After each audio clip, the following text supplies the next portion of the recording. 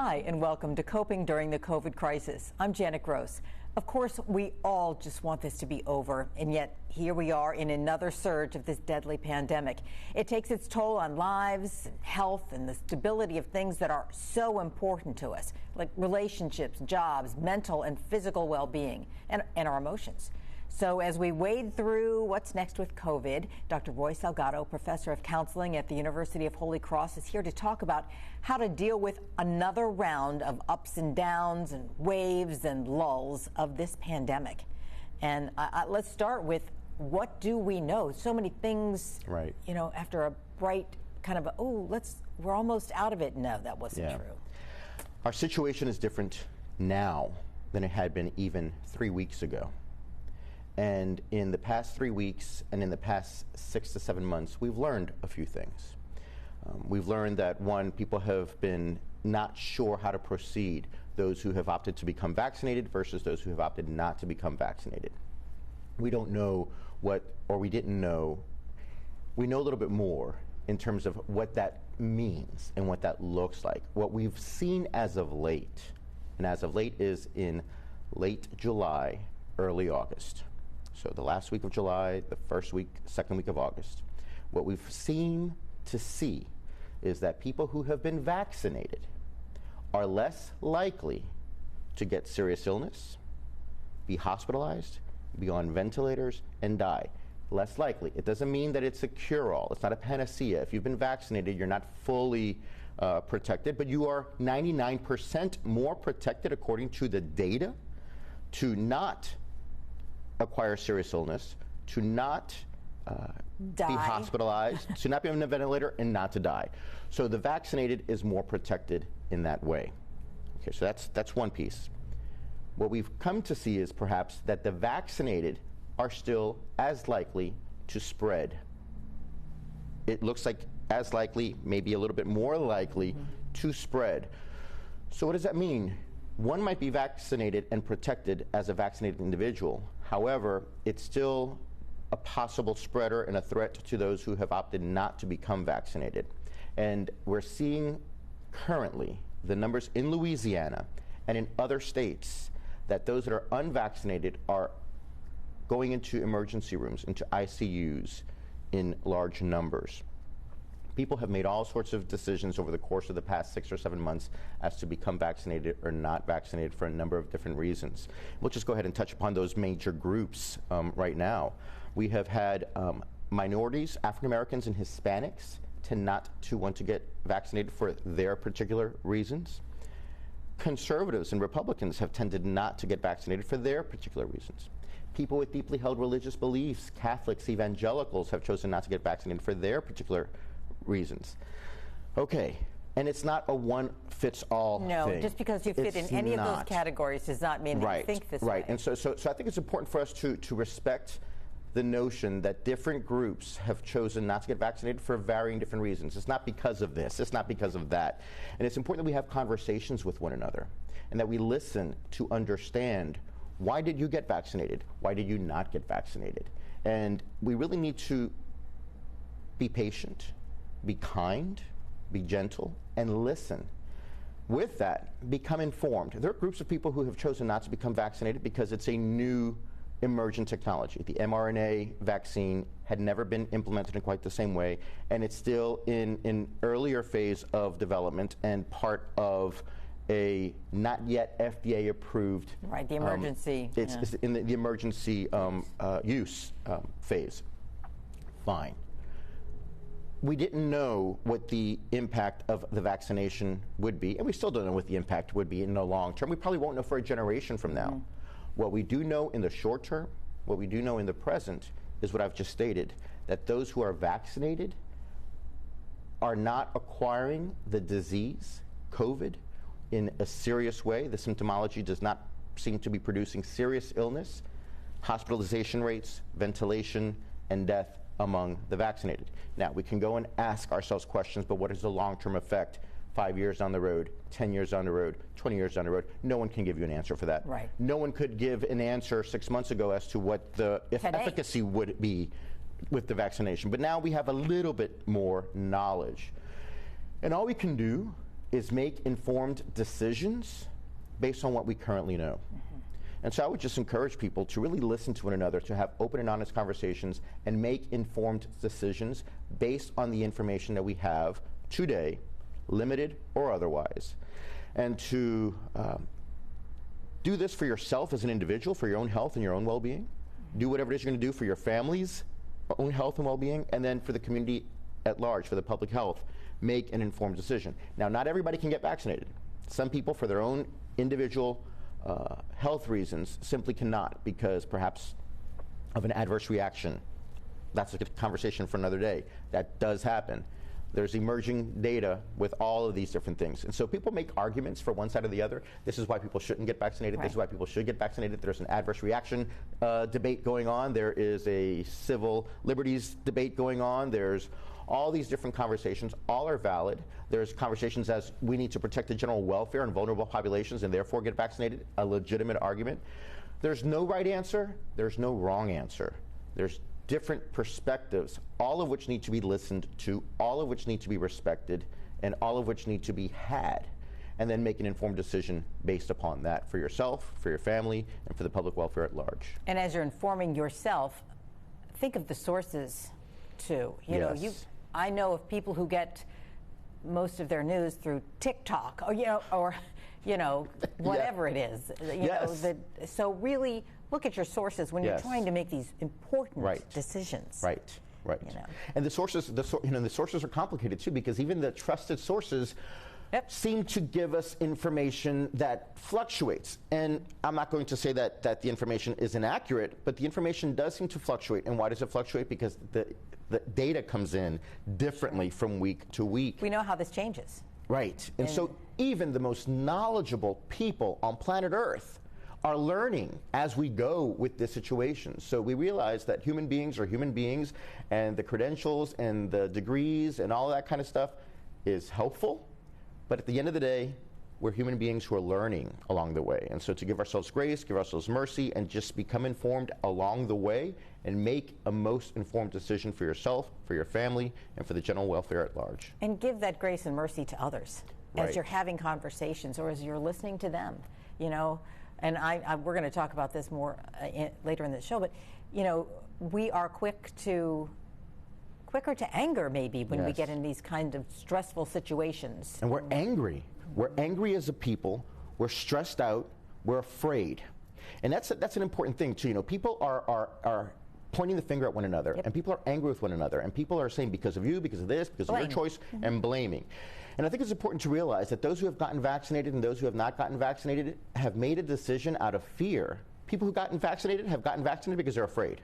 People who have not gotten vaccinated have not gotten vaccinated because they're afraid. They're looking at it from different perspectives, but they're afraid. And fear releases the cortisol. Anxiety releases cortisol, which makes you anxious, which makes you tense, which the fight or flight mechanism kicks in, and so we're fighting and we're angry, and all of this is about survival. We are all threatened right now. Our lives as a community, as a world, is actually threatened. Now, the statistics show that 1% results in death, but we don't know if you're in that 1%. I mean, you don't want to find out when it's too late, when you're in an ICU wondering, am I going to be in that 1%? And so fear is what's yielding all of this anger. And so we need to realize that we're in fight or flight mode, and then we need to have tempers kind of just, you know, calm down and listen. Okay. All right. Well, when we come back, more about dealing with the back and forth circumstances we find ourselves in as we face COVID. Stay with us.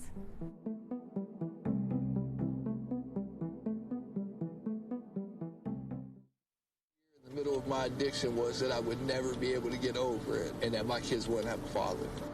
I overdosed on heroin and I lived. And I started thinking, you know what? This isn't my story. For the longest time, fear held me back from ultimately being who I wanted to. I found the fatherhood program, and it was one of the best decisions I've ever made in my life. My desire to change had finally outweighed my desire to stay the same. I felt powerless for so much of my life that it's important to me that my kids are empowered and truly believe that if they can think it, they can do it. I definitely had to become a better man to be a better father. For the first time, I finally feel like I'm exactly where I should be, where I want to be.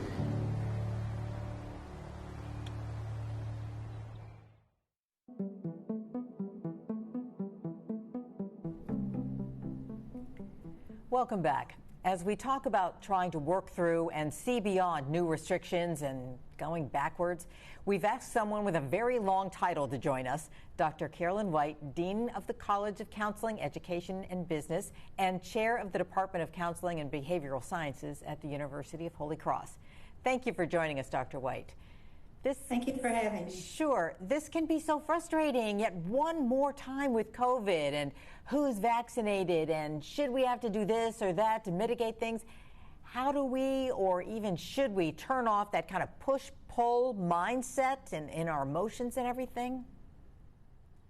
Well, just the way that I advise people and what I'm practicing is centering, just that mindfulness to take a deep breath and sit for a minute or stand for a minute, maybe, take a small walk, but center in the moment and really pay attention to what's going on within us and, kind of stop thinking in the future, but think about where am I right now?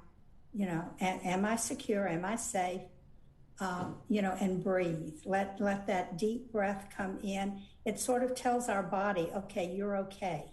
That deep breath takes us away from that fight or flight that we go into when we have that feeling that we're out of control. And I think that's what a lot of people are feeling right now, that we're out of control. And we can control what's going on inside of us if we take that moment, if we really center and we concentrate on connecting with ourselves.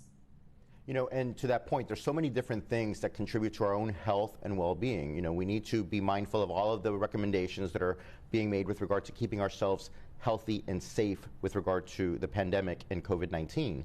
One of the things that we could do is what Dr. White just stated, in that we need to center ourselves, quiet our minds, and really tap into that, because our fear, our anxiety, our stress, and our anger is really ballooned in the past few weeks. And so to kind of curtail that and temper that affective response, which is a natural response. Everyone feels threatened. Our lives feel threatened. It's a survival mechanism of the fight or flight thing. It's just what the body does. It's what any organism does.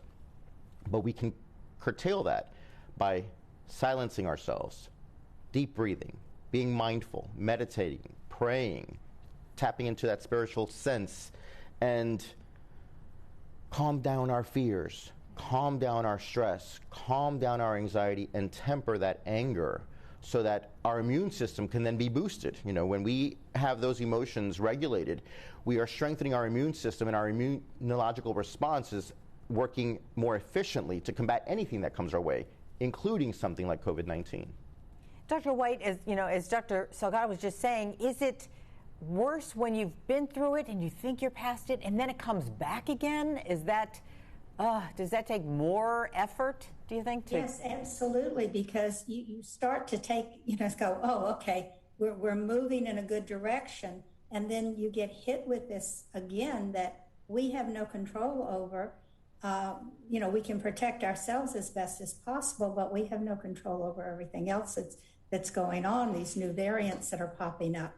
So yes, and it's a prolonged stress. We've been going through this for a year and a half now, and it just keeps building. We get through, short stresses, and we start, getting better and adjusting to it. Our system hasn't been able to take that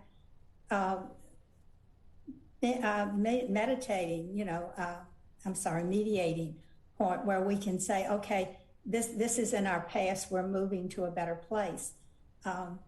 It just hasn't happened right now. And to that point of it being an extended period of time, as Dr. White said, we've been going through this for a year and a half. And so a year and a half of prolonged stress, when the body experiences stress and it doesn't give itself a moment to relax, then other systems are compromised. If that nervous response is chronic, then the cardiovascular system, the immunological system, and all of these other systems are impacted. And then you could perhaps have other physiological consequences down the line. Cardiovascular effects, autoimmune conditions are impacted and increased by that. And so reducing stress is going to be crucial for longevity in the long term. You don't want to have a prolonged chronic stress response. You know, anxiety serves a purpose. Anxiety is a message that the body sends to itself: danger, danger, danger, alert, alert, alert, so that we can survive that moment, so we can fight or flee. It's not meant to be on for a prolonged period of time. It's like an alarm system in your car or in your house that's just constantly on and it's not turned off. And so if it's not turned off, then eventually the whole organism is going to be impacted in the long term. So we need to turn it off. We need to calm ourselves down, and we need to meditate, relax. And if we need that help through a professional that can offer that to us, then we need to tap into that resource as well. What are some of the resources we have that we might have forgotten about? And I'm going to ask you, Dr. Salgado, because for just as long as this pandemic has been here, the University of Holy Cross has been providing a service. Yes, the Maronites of Holy Cross have provided a wonderful service throughout this entire year and a half for any resident in Louisiana who is experiencing stress, distress, anxiety, trauma regarding not only this issue but any issue. Can get services free of charge at the University of Holy Cross's Counseling and Training Center, and the administrative assistant would take that call, triage it to the clinical director, who will then assign a counselor in training to you, and you will receive services free of charge throughout the duration of this pandemic anywhere in the state of Louisiana, all through telehealth.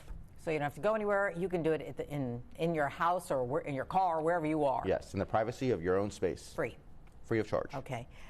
Dr. White, so are there other resources that we forget about? I mean, is it talking? Is it, I don't know, talking to each other? Talking maybe while we still can, get together with family and friends? And I'm not saying we won't be able to do that in the future. I'm just saying, you know, there has been a time. So what resources do we take advantage of now? Well, certainly we are social beings. And most of us need that connection with others. The way that I'm, talking to you right now through Zoom, I do that with my younger grandson because he's working. He doesn't want to get around us. So we Zoom back and forth. You can do that with family members. There's FaceTime. There's so many different ways that you can connect. And of course, there's the, phone calls. So yes, we need each other. We need to support each other. The faculty at Holy Cross continue to meet over Zoom just to support each other, and we call each other. Families need each other. They need that connection, particularly family members that are more isolated, that, don't have that safety of getting around others, that, their immune systems are compromised. So yes, we definitely need to connect with those that are around us and we love, and we need that. The other thing is, taking walks in the neighborhood when it's not too hot or it's not raining, as it has been so much here. But doing those things, exercising is really important. There are so many ways that we can get our body to relax rather than, be in that hyper alert. And I would say, again, stay in positive. If we're only calling each other to vent all the time and to say how angry we are, while that may be necessary sometimes, we also need to look around and say, it's really, really good to be able to connect with you. I need that, and this is a fantastic moment that we have. So to look at those positives rather than just think about the negatives and what is happening around us, because that continues to raise that fear. If we're constantly, talking about it, if we're constantly thinking about it. So to talk about something else, maybe talk about the last time we all went to the beach, or the last time, we had a family gathering, even though we might not be able to do it right now. But, to bring that up and to say, we're going to be able to do that again. We can't do it maybe right now, but we're going to get there. And to have that hope hope is critical. Wow, what great advice to don't talk about it all the time. You know, every conversation doesn't have to be I, for one, am done with it. I'm done. Right. I'm over it. Right. All right, Dr. White, thank you so much for joining us and for, talking through this with us. We appreciate it. We'll be back in a moment. Stay with us.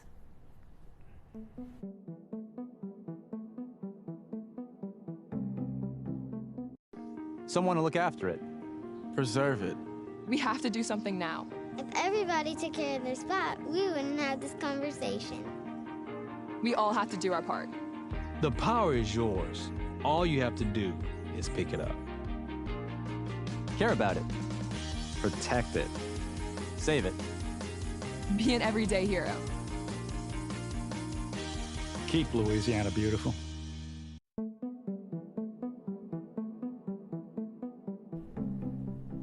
For a while, we were talking about how to handle the transition out of a COVID-centric world and maybe even more normal school year for kids.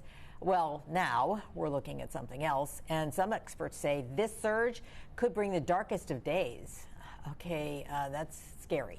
It's very scary because when we looked at the first surges, we were continually told, because we didn't know, it was a new thing, that the most vulnerable populations were the elderly, people with compromised immune system, with comorbidities, adults, and that children really were not at risk. We're finding in this newest surge that a larger proportion of children are now contracting the contagion. Now, for many of them, it's still the sniffles and not that much of an impact because they have strong, robust immune systems. However, because of that larger number of proportionate children being exposed, we are seeing some cases of children really getting seriously ill. We don't know what that's going to look like in the upcoming week or so. You know, the data is coming in daily. Yeah. It's coming in daily. So the next week or so is going to communicate to us what this could potentially look like as we're starting the new school year. So what does this look like for parents, as kids start school this week and next and the week after that?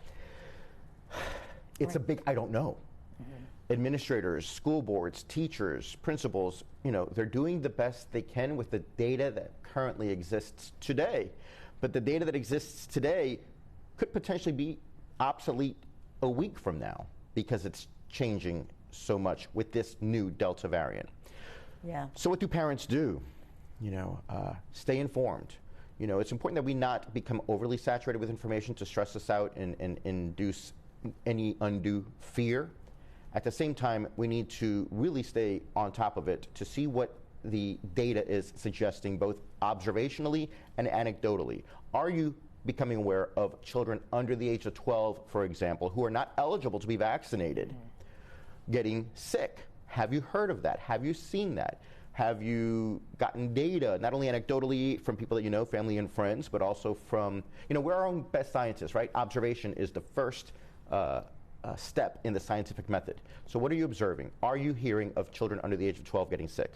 Are you hearing through the media outlets that disproportionate numbers or larger numbers of kids under the age of 12 are getting sick? Have that inform your decision as to how you're going to proceed and enter with the new school year and what you're going to do. Have those conversations with your school boards, with your principals, with your teachers, and really make decisions, because this next week, the week after that, and the week after that is really going to inform how best to proceed. I don't know that we have an answer today based on how to proceed next week. Right. And you think about all the effort and all the school systems put into, okay, are we going to mask? What are we going to do about social distancing? They came up with all those plans. And within just a short time period, Delta just blows up. And now they're like, oh, wait, we start soon. Right. We got to redo everything. Right. And so parents are coming into that as well, going, we need to redo everything. Right. What do you do with that when you have a 5-year-old? It's being said that 5-year-olds are expected to wear a mask all day long for a 7-hour school day. And then that mask, is difficult for the 5-year-old to breathe, difficult for the 5-year-old to not touch, and then to contaminate with all of the things that they touch. And both appear to present health risks. To not wear a mask appears to present a level of health risk. To wear a mask appears to present a level of health risk. What do you do? Right. So many decisions. And so parents, have to really make decisions for themselves, inform themselves. I, for one, can speak as a parent. I have a 4-year-old and a 5-week-old. Yeah, newborn, yeah. Newborn. We're making decisions based on information that's coming in weekly. And so what is my decision with regard to the next week or 2 or 3? I don't know. Right. And you really have to keep thinking it through. It's not like okay, this is my decision, this is what I'm doing, because tomorrow there's another decision, or you have to redo the decision you just made. And I think it's important for our viewers to realize, even people who have information, even people who are knowledgeable, it's important to say, and it's okay, that today, I don't know what my response is going to be and what decision I'm going to make next week, because the data is still coming in. And next week, my decision might be different than what I am opting perhaps to think about doing today, kind of, maybe, sort of. We need to stay on top of it. And that's that really is a nice, that's a pressure reliever to know that I don't have to decide the rest of my life at this, or the rest of my month at this second, because things are changing so quickly. Right. So you just keep up with it and. Yeah. For today, I have a plan in place. Yeah. Next week, it might be a different plan. Right. Not too dissimilar from hurricanes. Right. Yeah. Changing things. Okay.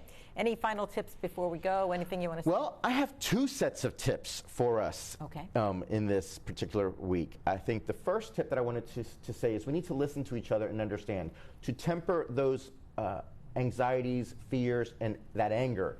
Actively listen to those around us. Why are they opting to do something differently than they had or from you? Be empathic to what it is that they're saying and the decisions that they've made for themselves and their families. Show unconditional positive regard to that individual and be respectful when having these conversations. That's very important. People are going to approach things differently simply because of where they are. The second tip that I want to address is to consistently inform yourself. Assess your situation as it stands now. Know that vaccinations are helping. It is helping to reduce hospitalizations, ventilations, serious illness and death. Masks reduce the spread. It's not a panacea, but it does reduce the spread. Wash and disinfect hands often and maintain physical distance. These things are going to help us get through this more readily than not. So we take all that we've learned, we have those, and then we add more as we go along. And a lot of things you added were, be nice, okay? Be nice in the process, please. Just understand each other, and it's hard for everybody. Yeah. Okay. All right. Well, thank you, Dr. Roy Salgado, and your colleagues at the University of Holy Cross for joining us. And we thank you for watching. We want to help, as we are all still coping during the COVID crisis.